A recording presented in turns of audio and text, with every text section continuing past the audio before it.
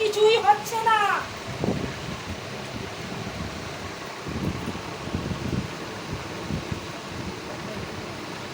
আর বাবা বলে আমাদের খুব কষ্ট, যে বাড়িতে আছি বাপের বাড়িটাই বটে, কিন্তু না বাইরেই রয়েছে, আবার কোনো কিছু ডিটেল চাইছে না। আর আমাদের খুব অবস্থা, কাজকর্ম নেই। কাজকর্ম থাকবে কি করে? পিছনে তো শত্রু রয়েছে, অনেকগুলো শত্রু রয়েছে। এবং অমাবস্যা পূর্ণিমা হলে যজ্ঞ করে কিছু জিনিস তান্ত্রিক ক্রিয়া করা হয়। এই জামাইবাবু তার নাম তান্ত্রিক ক্রিয়া করা হয়, তার জন্য তোদের শরীরও ভালো যায় না।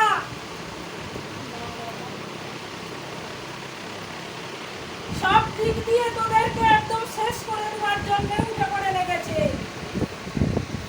এবং যেখানে আছিস সে জায়গাও ছাড়ার জন্য অনেক কিছু করছে রে। হ্যাঁ বাবা, অনেক কিছু খুঁজে দিয়ে যায়, আমি না দেখতে পেয়ে যাই।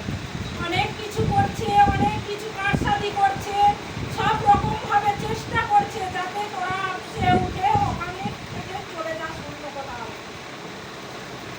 আমরা চলে যেতেই চাই, কিন্তু আমার অংশটা না বিক্রি হলে। সেটাই তো, নিজের অংশ ছেড়ে যাতে না দিতে হয় তার ব্যবস্থা তো ওরাই করছে, আর তোরা বা ছাড়বি বা কেন?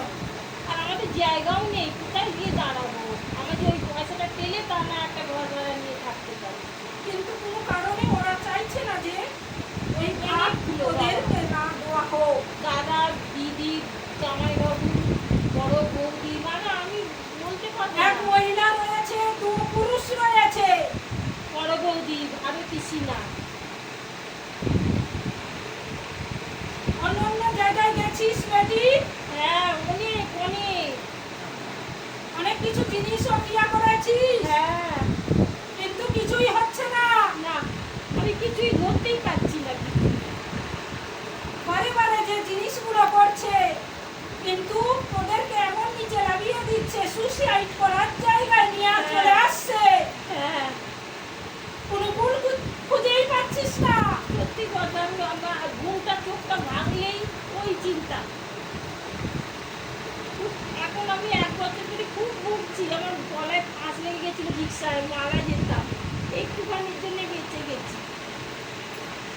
হাত পা বন্ধ করে দেওয়া হচ্ছে, তোদের নিঃশ্বাস বন্ধ করে দেওয়ার মতন ব্যবস্থা করা হচ্ছে।